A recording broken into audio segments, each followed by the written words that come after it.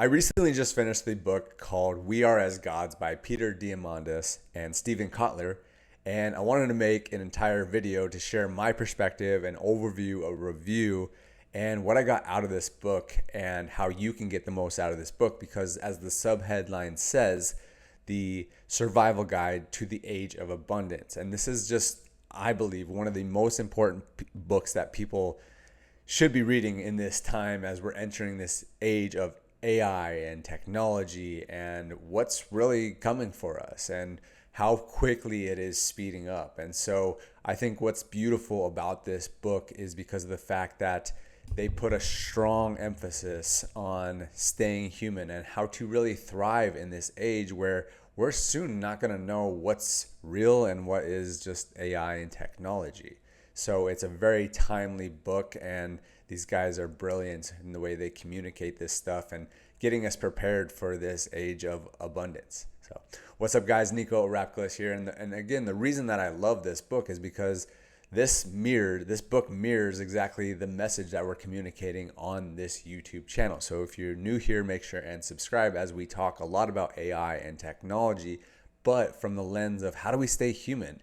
How do we keep a great mindset and stay strong in who we are? Otherwise, we're going to lose ourselves. And this book explains that to a T. So one of the first things that really stands out to me from this book, and I started listening to some podcasts after the fact as well, and Stephen Kotler was talking specifically right away, as he was correlating so much to the Bible. And as I was listening to these interviews, I was like, wow, that would be really cool to just sit down with Stephen Kotler and interview him a little bit. So if you guys would agree with that, put that down in the comments and I'll reach out to him. Seems like he's doing a lot of interviews right now to promote this book.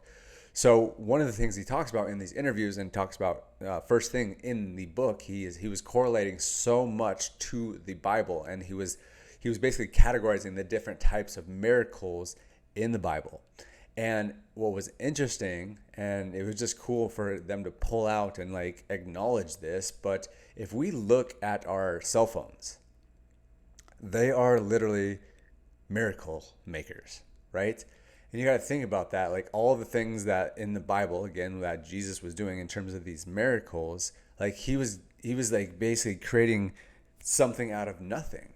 And now looking at our devices, and you look at it like the GPS, the phone, the maps, anything that you can do, you can send a text message, you can FaceTime. Like they were talking about this. It was so cool to just hear this, is that 20 years ago, like what we have today in our pockets, accessible at any time.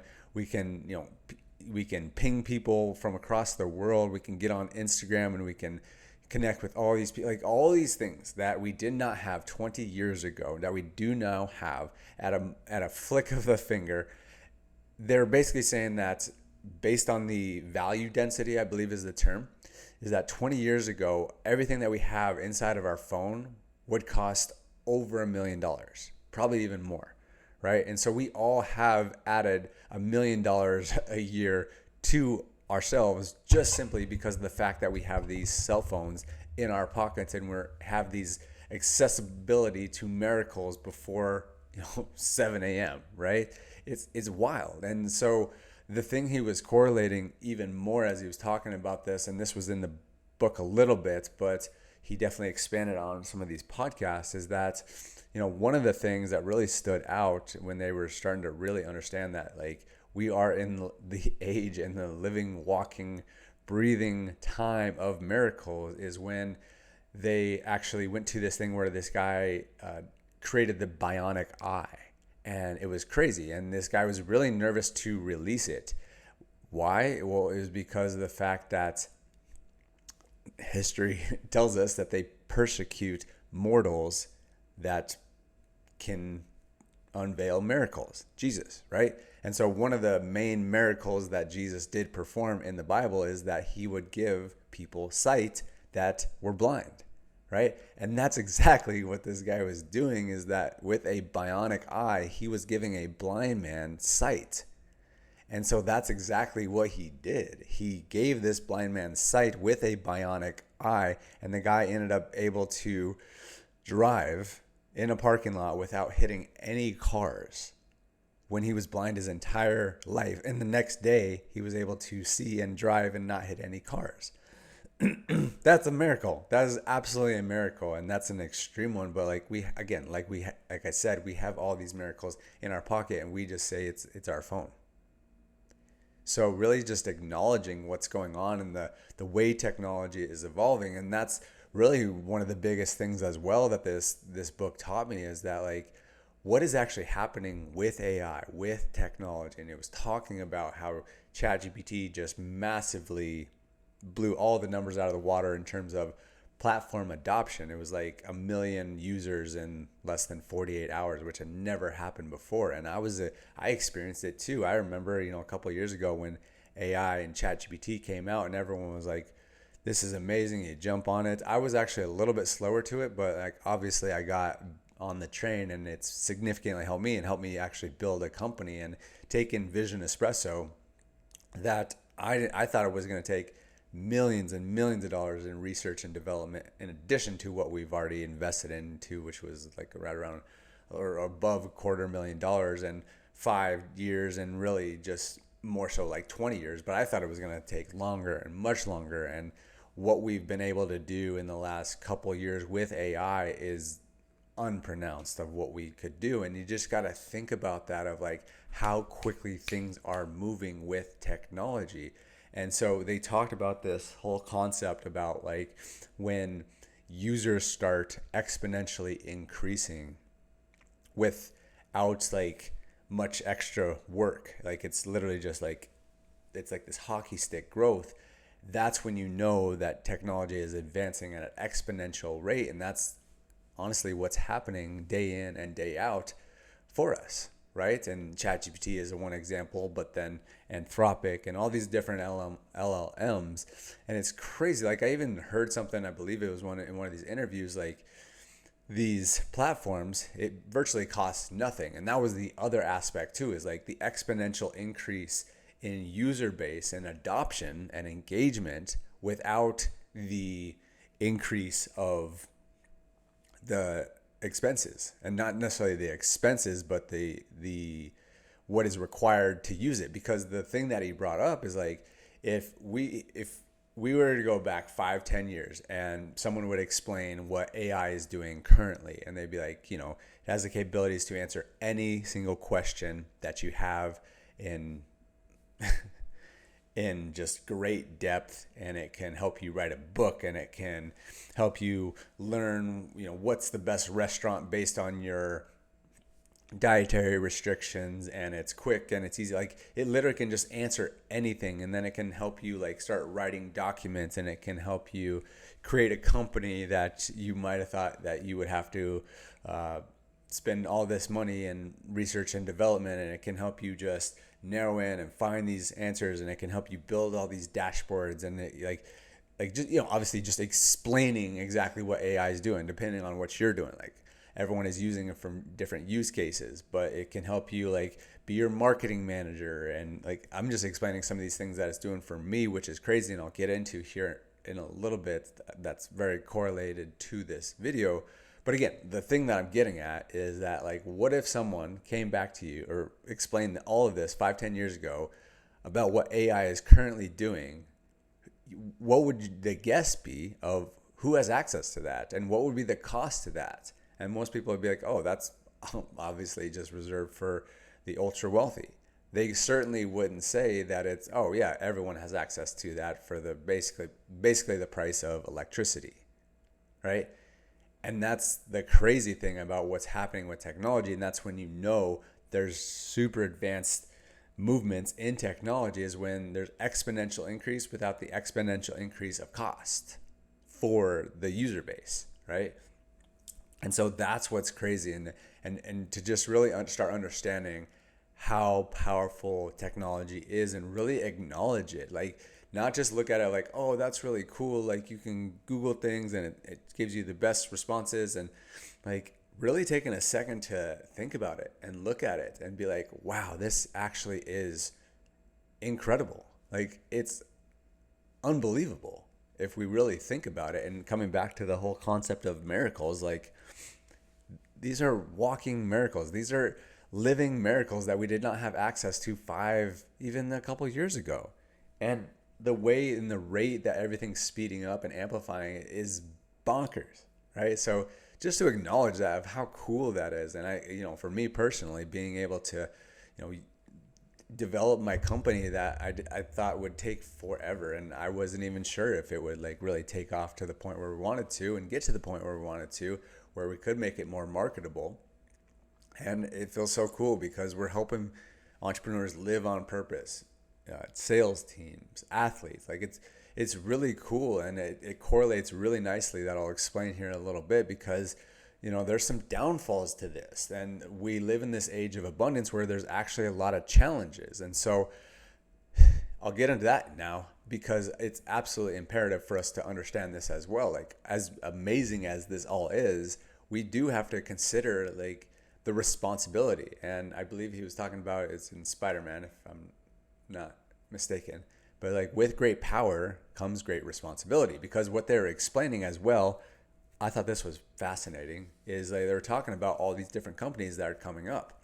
So specifically, there's a company that's a drone company that can deliver blood literally at a moment's notice. And so it's saving all these lives.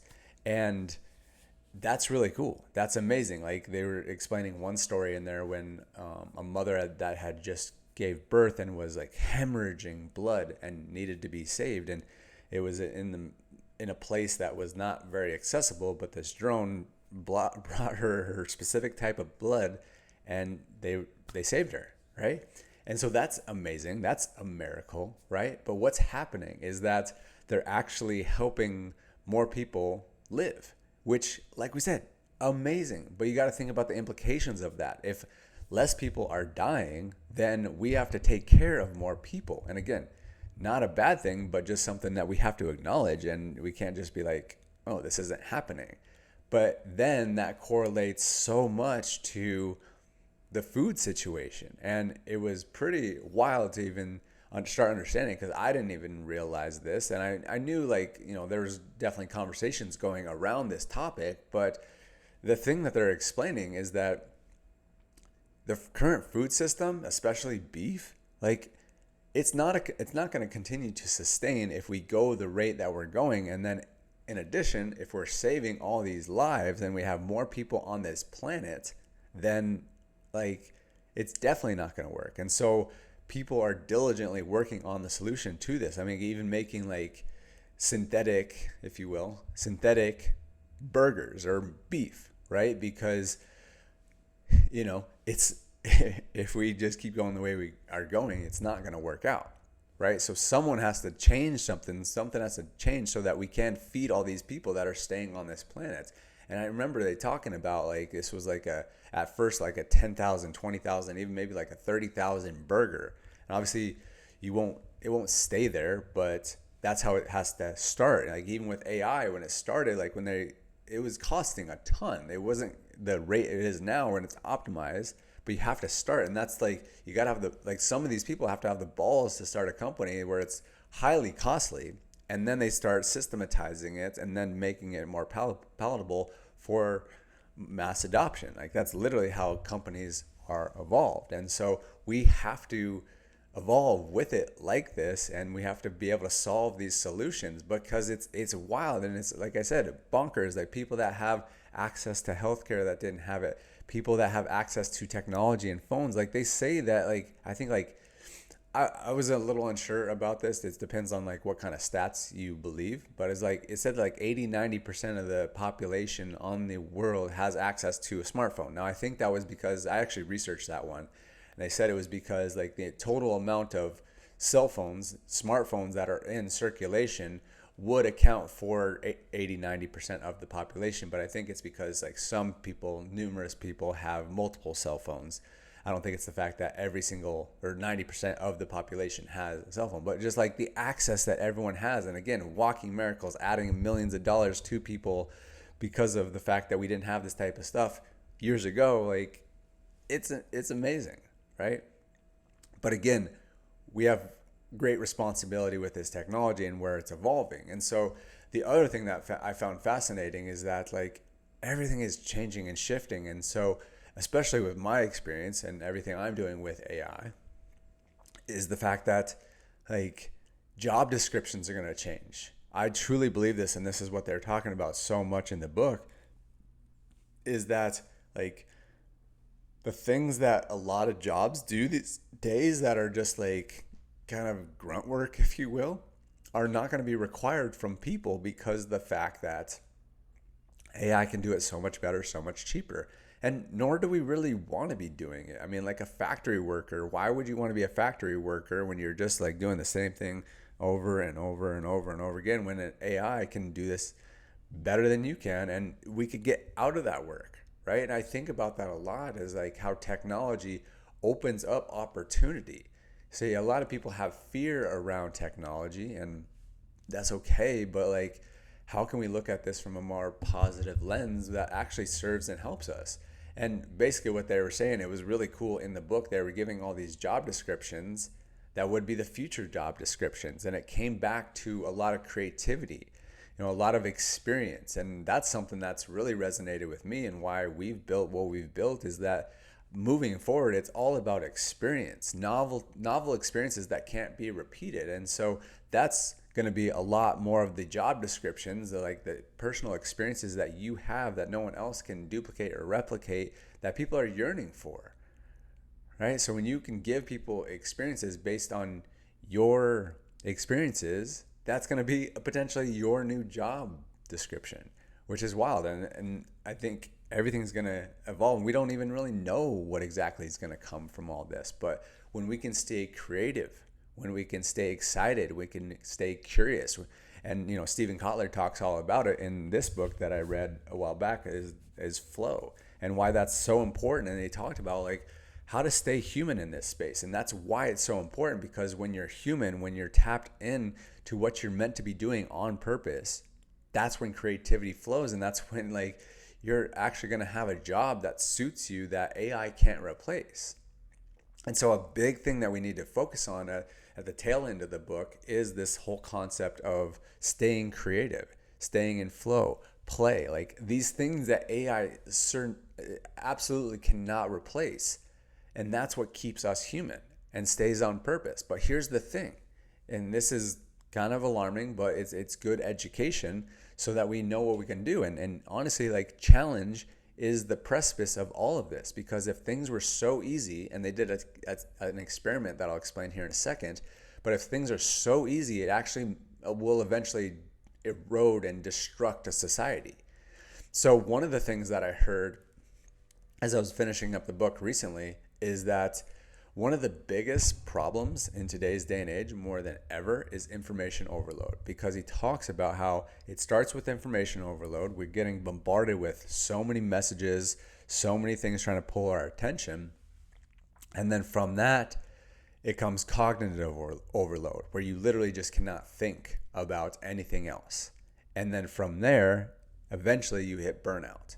And then from there, burnout goes into extended or perpetual burnout, and then eventually like a loss of identity is the ultimate thing that's happening, where it's just eroding us, right? But you can see that it starts with information overload. And so that's why he talked about one of the most important things right away is focus and getting away from distraction, which, there's so many different things. And they're talking about like CEOs used to have 3 different ways to communicate. It was email, it was text, and there was one more.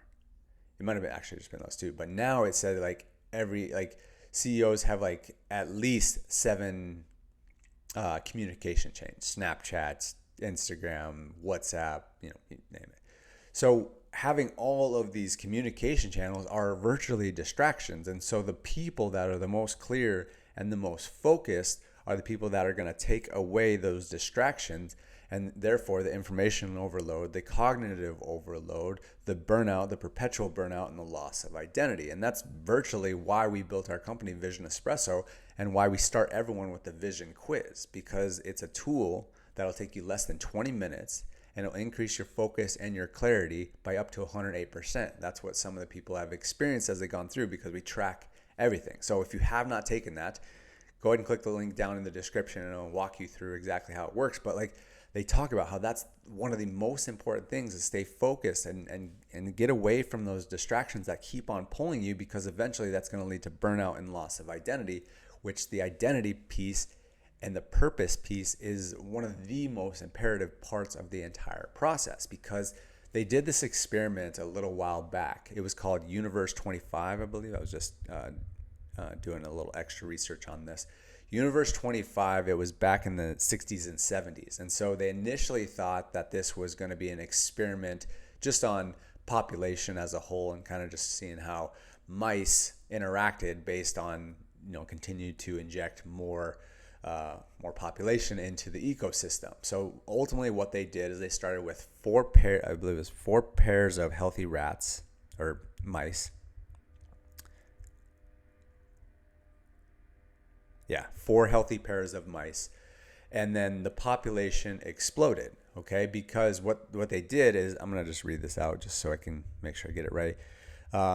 They built a controlled, what they called mouse utopia. So, we all think about like, oh, it would be so good to have a utopia and everything's amazing where we have access to everything and there's no predators or challenges or anything like that. Like that sounds good and amazing on paper, right?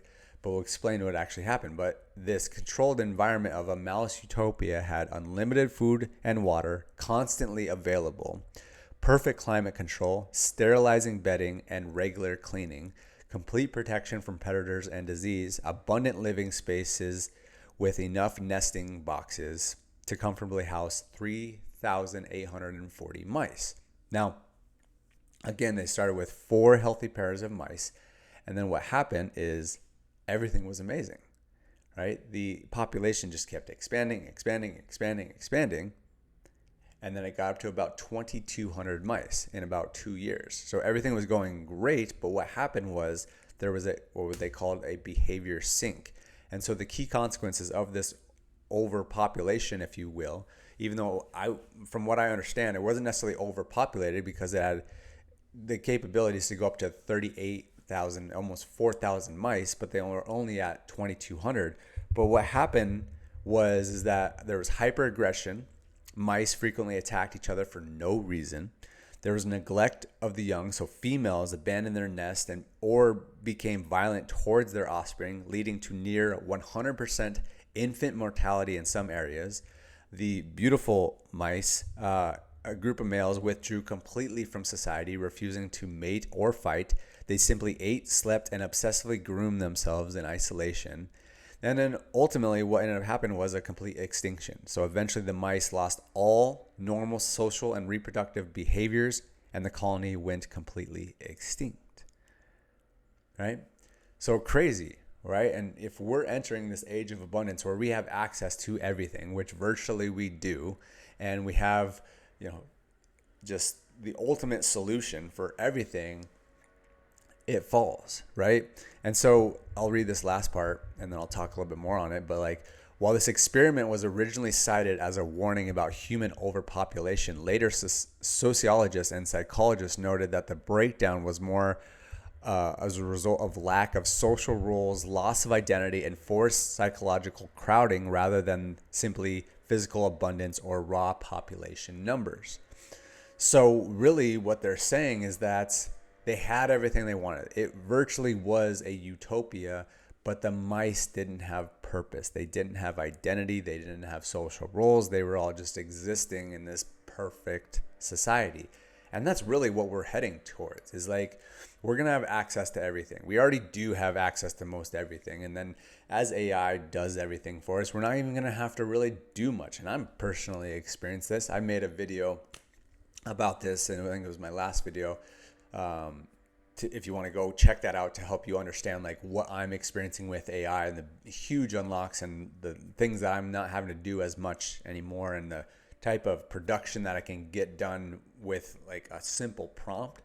So that's going to start becoming so much more mainstream, and people are going to just like not have to like have the same type of job. And like we talked about that, of like, people are not going to have the same job descriptions, and it's going to come back to a lot more creativity and being more of a human. And we don't know exactly what that's going to look like. Like I'm in another AI mastermind where they're talking about that, of like what's to come. And we're like, well, we don't actually know what's about to come, and we will find out as we continue to evolve. But certainly like roles are going to be different, and people are starting, what I'm noticing too is that like people are just losing their identity. Like we talked about, it comes from the information overload and not having to have as much purpose. Like, but that's why it's so much more imperative these days to know who you are, why you're here. I heard a quote the other day that said the two most important days are the day that you're born and the day that you discover why.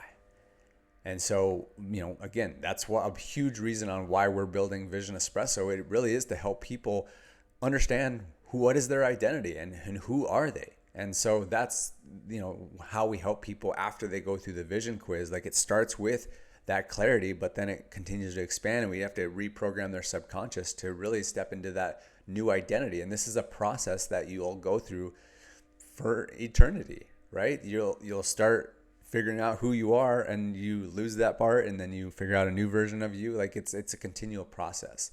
And so it feels really cool that like they've explained all this stuff of what's going on, and we have access to all these miracles. We have so much access, and we're virtually stepping into this world of massive abundance and potentially a utopia, if you will. But the things that come along with that, the responsibilities that come along with that are really important, and we have to like acknowledge that. And for us to step into our purpose more and more every day is not just becoming a luxury, it's a necessity. And so it feels really good that like companies like mine are out there, and I know there's many of other companies that are helping people with that, which seems like kind of far-fetched in some degrees, but like I don't know, something just told me that this was so important 5-6 years ago when we started the company. And now it's going to be more important every day as we move towards this age of people being lost and losing their identity, losing their purpose. Because as we can see from Universe 25, that's exactly what happened. So it's more important than ever, as they explained in this book, is that flow, creativity, play, like all the things that being a human is required, it's going to be essential. Okay. And the challenge that comes with being human, like if everything is just so damn easy, like that's when things will eventually erode. And as we can see from Universe 25. So it's like testing our limits, pushing ourselves, expanding ourselves, having a open mindset to learn more and grow. And that's why learning is so important. Reading books, listening to audio books, listening to, here. And then like one of the things I'll always share is like the more that you can share what you learn with other people, the better. That's how you actually learn and embody what you're learning. And so I always recommend that. That's literally why I make these YouTube videos. I'm learning all this stuff and I want to teach it, because when I teach it, I internalize it even more and I learn it even more. And then I encourage you to do the same thing. So either write a comment down below, or share this with someone, share what you got out of with someone, send them a text message, a voice message, in a conversation, share what you got out of it. Like up until this point of me making this YouTube video, I shared all this stuff that I'm explaining here with people so that I can internalize it and learn it even more. And that opens up my mindset, because they literally showed in the book that the people that have the fixed mindset are the people that die quicker, that have a lonelier existence, and the people that expand their minds over and over again and they challenge themselves constantly, those are the people that really thrive. And so, yeah, it was just a really enlightening book. I actually want to read it again because it was so powerful and I just want to internalize it even more. But that was what I got for the We Are As Gods. I probably could make even a part 2 as I continue to think on more of the things that I learned from this. So if you guys do want a part 2, let me know down in the comments. And then also, again, let me know if you'd like me to go reach out to Steven Kotler, see if we can get him on the Just Grow podcast and have a really cool conversation with him. I think that would be really cool if you guys would like that. So thanks for watching this video. Again, make sure and subscribe. Go check out some of the other YouTube videos. As I was mentioning, the YouTube video I did yesterday about my flow and process with AI right now and how it's unlocked so much in just like the last week or two. It's bananas. So go check that out. See some of our other videos where we talk about all this type of stuff. And yeah, go check out the vision quiz. All right, guys, have a great day and we'll talk to you soon.